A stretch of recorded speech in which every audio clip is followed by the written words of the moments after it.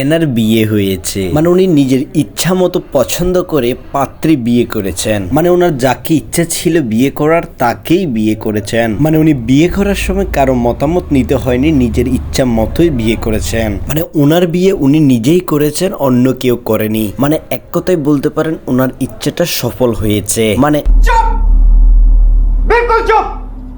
Next ইনিও বিয়ে করেছেন, ইনিও তাকেই বিয়ে করেছেন যাকে তার পছন্দ ছিল, মানে পছন্দের পাত্রকেই তিনি বিয়ে করেছেন। বলতে পারেন ইচ্ছার বিরুদ্ধে ইনিও বিয়ে করেননি, ইনিও তাকেই বিয়ে করেছেন যাকে তার ইচ্ছে ছিল। মানে अबे जल्दी बोल, कल सुबह पनवेल निकलना है।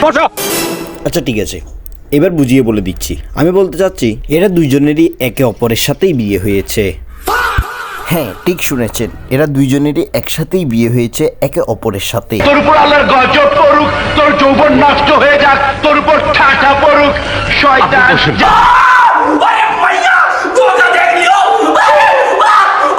এরা দুজন বিয়ে করেছে, এতে কোনো সমস্যা নেই। সমস্যা হলো এটাই যে ফেসবুক ইনস্টা কোথাও ঢুকে যাচ্ছে না এদের জন্য।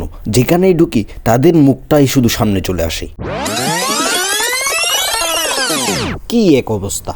ওরা বিয়ে করেছে, ওদের সংসার ওদেরকে গুছাই নিতে দেন। আরে ভাই, তোরা ওদেরকে ট্রেন্ডে রেখে আমাদের ফিডগুলো নষ্ট করার কি দরকার? ওদের বিয়ের হাঁটাহাঁটি, কিভাবে বসেছে, কিভাবে তাকিয়েছে, কি করছে, কেমন দেখতে, সব কিছু কপি টু পেস্ট করে নতুন রিলসের আগমন ঘটাচ্ছে সব পাবলিক। ইন্ডিয়া এদিকে IPL জিতে গেছে, তোরা এই খবরটাকে ট্রেন্ডে আন না। না, এগুলাতে নেই, আছে শুধু ওরা দেশের জন্য আরেকটা ট্রফি নিয়ে চলে এলো। এদিকে রিলসে চলছে, এদিকে বেচারারা হাসতেছে ট্রফি দেখে, আর পাবলিকরা হাসতেছে। কি বলতাম ভাই, মাঝে মধ্যে তো টিভি খুললেও দেখতে পাই অবশেষে বিয়ে করলেন রশ্মিকা আর বিজয়।